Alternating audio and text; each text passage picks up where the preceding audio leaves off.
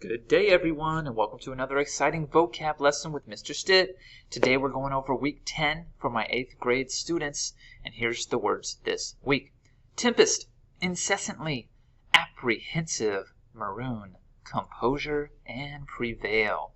So let's jump into the first word this week. Here we go. The first word this week is tempest. Tempest. And this is a noun, so it's a thing. And it's a violent, windy storm. So you could be experiencing a tempest if you're out on a ship like we see here in the picture.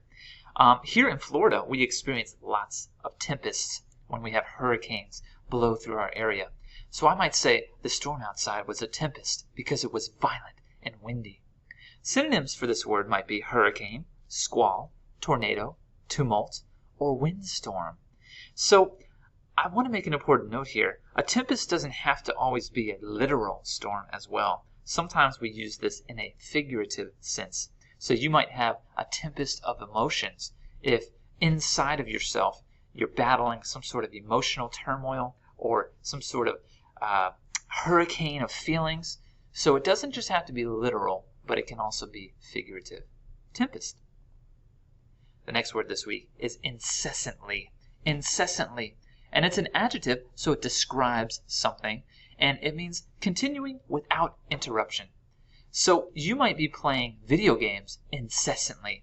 These dogs might be barking in your neighborhood incessantly, so without ever interrupting.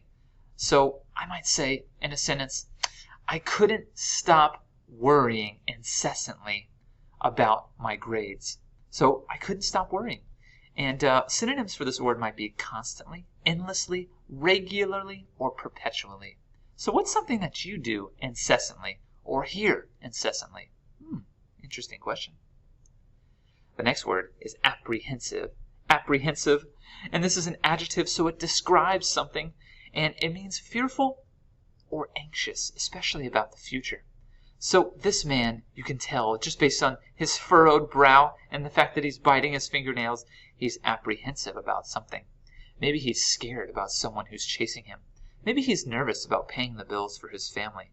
He's apprehensive or nervous about the future. So I might say this man was apprehensive that he couldn't pay the bills for his family.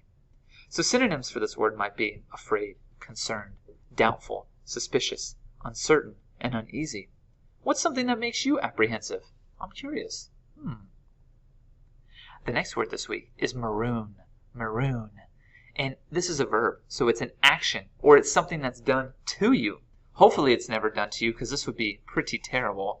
It means to leave helplessly on a deserted island or coast. So this typically happens in like pirate movies, where one of the characters is left on the deserted, lonesome tropical island, and the ship sails away into the distance. Usually, people are marooned for a number of reasons. Maybe they don't get along with the other people on the ship, or maybe it's a captain, and the rest of the crew has marooned them because they've mutinied. They don't like what the captain is doing anymore. So this is a pretty negative thing to have happen to you, to be marooned. It doesn't have to be literal, though. So sometimes you can leave someone on a deserted island, but think about it emotionally. Maybe you isolate your friend. You don't like that person anymore. You're marooning them emotionally. You're not talking to them. So synonyms for this word would be isolate, strand, beach, desert, forsake, leave, or cast away. Maroon. The next word this week is composure. Composure. And it's a noun, so it's a thing or a state of being. And it means to have control over your expression and action. To have calmness. So as you can see in this image, this lady, she is totally calm. So much so that she's actually floating.